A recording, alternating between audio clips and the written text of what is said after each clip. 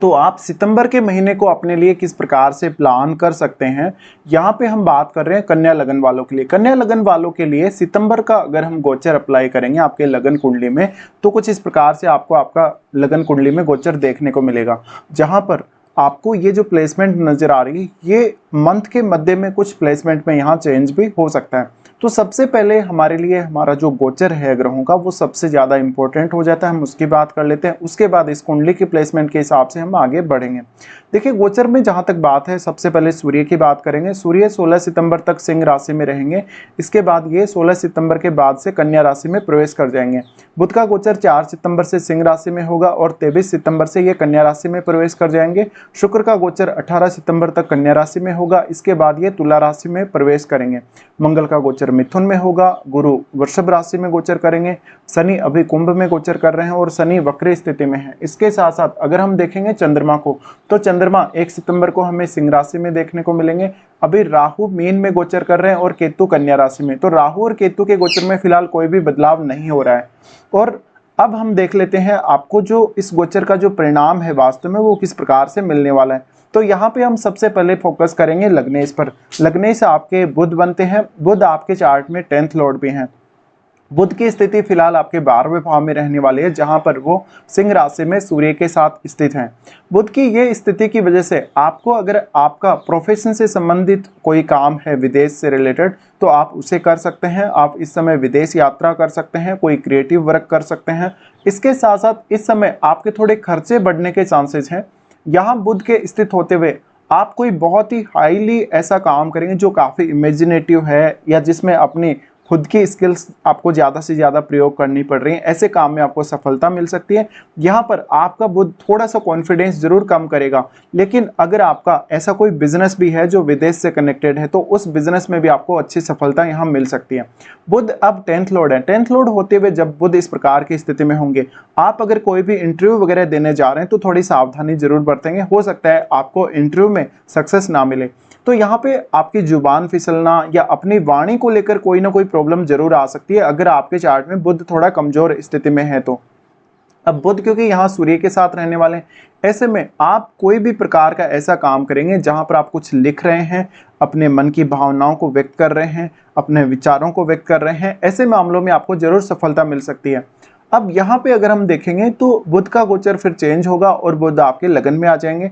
लगन में बुध जब आएंगे तो ये 23 सितंबर से इनका कन्या राशि में प्रवेश हो जाएगा, जहां वो केतु के साथ रहेंगे। केतु यहाँ रहेंगे तो निश्चित रूप से ही थोड़ा सा आपको हो सकता है कि कोई डिसीजन लेने में शुरुआत में परेशानी हो, और फिर भी आप अपने ऊपर थोड़ा सा बिलीव कम कर सकेंगे, क्योंकि केतु साथ है। केतु यहाँ पर बुध की एनर्जी को एब्जॉर्ब करने का काम करेगा। इस केस में आपको खुद के ऊपर थोड़ा सा डाउट रह सकता है कभी कभी। अगर आप कोई बिजनेस वगैरह कर रहे हैं तो आपको अपना बिजनेस रिलेटेड जो डिसीजन है काफी सोच समझ कर लेना पड़ेगा। तो यहाँ पे आपको थोड़ा सा ध्यान रखने की जरूरत है फिलहाल। अब देखिए, बुध का जो प्लेसमेंट है ये आपके लिए काफी ज्यादा मैटर करेगा, और यहाँ पर बुध जो कि आपके लगन में आएंगे, इस वजह से आपको थोड़ी प्रॉब्लम भी हो सकती है। तो कहीं ना कहीं आपके लिए बुध ज्यादा अच्छे रिजल्ट तो देंगे। आपके 12वें भाव में ही बुध के अच्छे रिजल्ट्स रहेंगे। यहाँ आपके 12वें भाव का जो बुध रहेगा वो आपके कार्य क्षेत्र में आने वाली बाधाओं को भी कहीं ना कहीं दूर करेगा। लेकिन जो लगन में बुध आ जाएगा, यहाँ राहु की दृष्टि भी बुध पर रहेगी। तो कहीं ना कहीं आपकी जो खुद से एक्सपेक्टेशंस हैं या अपने जीवन साथी से जो एक्सपेक्टेशंस है वो काफी ज्यादा बढ़ सकती हैं, और आप बहुत ही ज्यादा डिप्रेशन में या एंग्जाइटी में अपने आप को महसूस कर सकते हैं। तो यहाँ जो बुध होंगे वो अपने मूल त्रिकोण साइन में होंगे, लेकिन यहाँ केतु के साथ बुध होते हुए आपको थोड़ी प्रॉब्लम्स आ सकती हैं।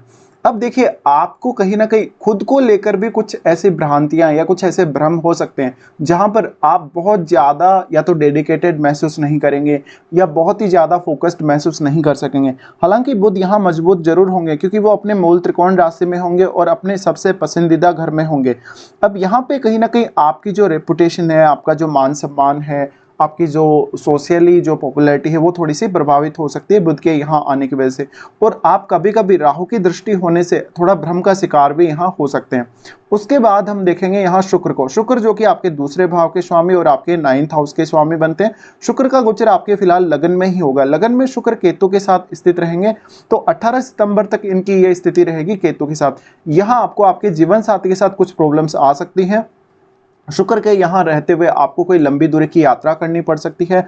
आपको कहीं न कहीं अपने जीवन साथी से डिटैचमेंट देखने को मिल सकती है। आपको भोग विलास या धन संबंधी या बहुत ज़्यादा जो लग्ज़री वस्तु हैं, उनकी तरफ से कम आपको आकर्षण देखने को मिल सकता है। तो यहाँ पर फिर भी लोग आपको काफ़ी ज़्यादा एप्रिशिएट करते हुए नज़र आएँगे, काफ़ी ज़्यादा सपोर्ट करते हुए नज़र आएँगे। लेकिन फिर भी केतु जब शुक्र के ऐसे में साथ होते हैं, तो आप अपने पार्टनर से थोड़ा-सा डिटैचमेंट अवश्य ही फ़ील करने ही वाले हैं। तो ये मैरिड लाइफ़ के लिए एक अच्छी स्थिति नहीं है, और वैसे भी आपके सप्तम भाव में अभी राहु गोचर कर रहे हैं, तो मैरिड लाइफ को लेके थोड़ा-सा आपको सावधानी रखनी ही है इस समय।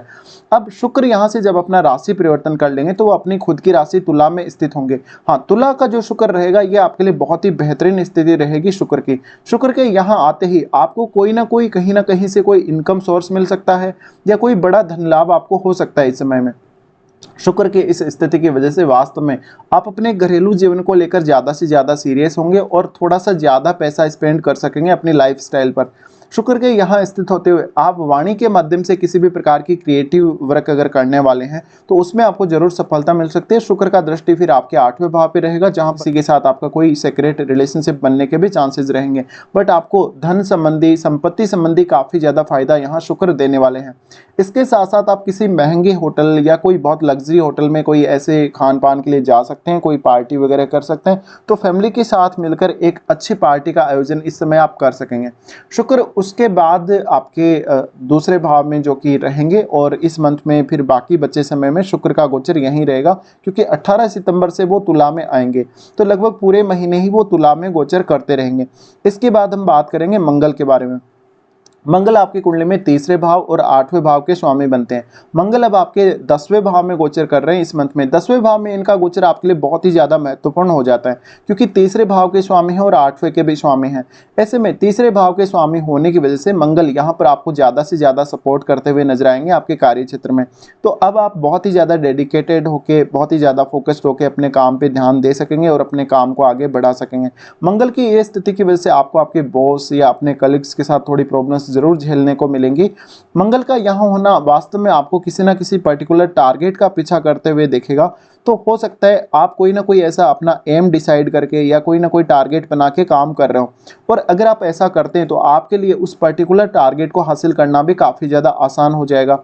अब मंगल यहाँ पे 8वें घर के भी स्वामी, 8वें घर के स्वामी होने की वजह से कुछ हद तक इस बात के भी प्रबल चांसेस हैं कि आपको कोई ऐसे बहुत ही डीप कार्य, कोई बहुत ही ज़्यादा ऐसा कॉन्फिडेंशियल काम, या कोई ऐसा बहुत गहराई वाला जिसमें बहुत ज़्यादा आपको मेहनत करनी पड़ रही है, अपना शारीरिक एफर्ट तो आपको लगाना पड़ ही रहा है, आपको मानसिक रूप से या अपनी मेंटल एबिलिटी या अपनी मानसिक क्षमता का ज़्यादा से ज़्यादा इस्तेमाल करना पड़ रहा है, ऐसे कार्यों में या कोई टेक्निकल काम में आपको ज़्यादा एफर्ट लगाने पड़ सकते हैं।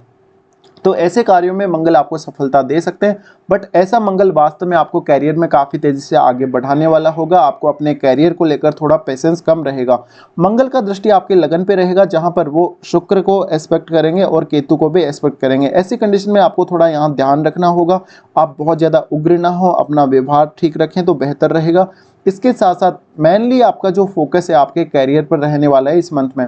फिर मंगल का जो यहाँ पे एस्पेक्ट है वो आपके 4th हाउस पे रहेगा। 4th हाउस पे इन पर एस्पेक्ट रहने की वजह से आपको धन संपत्ति के मामले में या कोई प्रॉपर्टी के मामले में यहाँ मंगल सपोर्ट करते हुए नजर आएंगे।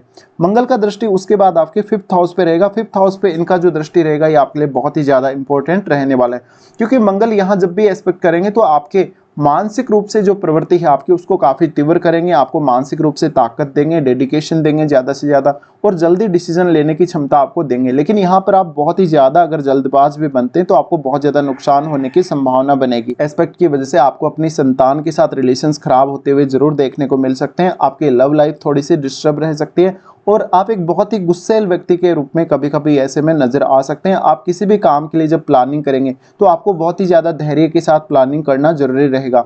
तो मंगल का ये जो ट्रांजिट है कहीं ना कहीं आपको बहुत ही ज़्यादा एफर्ट करवाएगा, आपसे बहुत ही ज़्यादा डेडिकेशन मांगेगा। ऐसी कंडीशन में आप कितने ज़्यादा फोकस्ड होकर आप अपने काम के प्रति डेडिकेशन दे सकते हैं, उतना ही अधिक आपके लिए ये मंगल का ट्रांजिट फेवरेबल रहेगा। इसके बाद हम यहाँ से आगे बढ़ जाते हैं, गुरु के बारे में बात कर लेते हैं। गुरु आपके 4th लॉर्ड और आपके 7th लॉर्ड लॉर्ड बनते हैं जो कि आपके 9th हाउस में अभी गोचर कर रहे हैं। 9th हाउस में इनका गोचर आपके लिए बहुत ही ज़्यादा फेवरेबल है। ये घर से दूर जाने या विदेश यात्रा करने को दिखाता है। इसके साथ साथ अगर आप हायर एजुकेशन से जुड़े हैं, उच्च शिक्षा या ऐसे किसी काम में हैं, तो निश्चित ही आपको गुरु सपोर्ट कर रहे हैं। आपको विभिन्न प्रकार के कल्चर या विभिन्न प्रकार के जो रिलीजन है उनके बारे में जानने या उनके जो आध्यात्मिक या धार्मिक विचार हैं उनके बारे में जानने में यहाँ गुरु हेल्प करेंगे। इसके साथ साथ गुरु यहाँ है तो आपके गुरुजनों से आपको अच्छी सहायता मिल सकती है। पिता के साथ भी आपके अच्छे संबंध रहेंगे। गुरु की इस स्थिति की वजह से अक्सर आपकी रुचि बहुत ज़्यादा पढ़ने लिखने में हो सकती है या किसी विचारधारा पे विश्लेषण करने में या किसी विचारधारा या विचार को जानने में आपकी रुचि रह सकती है।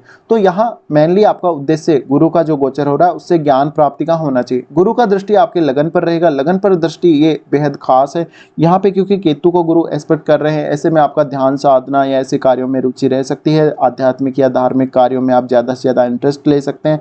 इस समय आप कोई लंबी धार्मिक यात्रा कर सकते हैं अपने किसी स्पेशल पर्पज़ के लिए, और जितनी भी यात्राएं आप करेंगे उसमें आप कुछ ना कुछ नया सीखेंगे, कुछ ना कुछ आपको नया जानने को मिलेगा, जिससे आपको एक अंदर ही अंदर मन में एक सुकून मिलेगा। फिर बृहस्पति का दृष्टि आपके 3rd हाउस पे है। 3rd हाउस पे अब वो मंगल के घर को एस्पेक्ट कर रहे हैं, जहां वृश्चिक राशि को एस्पेक्ट करेंगे। वृश्चिक राशि को एस्पेक्ट करना गुरु के लिए बहुत ज़्यादा फेवरेबल है। यहाँ पर आपको ज़्यादा से ज़्यादा पढ़ने लिखने, कुछ नया सीखने में गुरु सपोर्ट करने वाले हैं।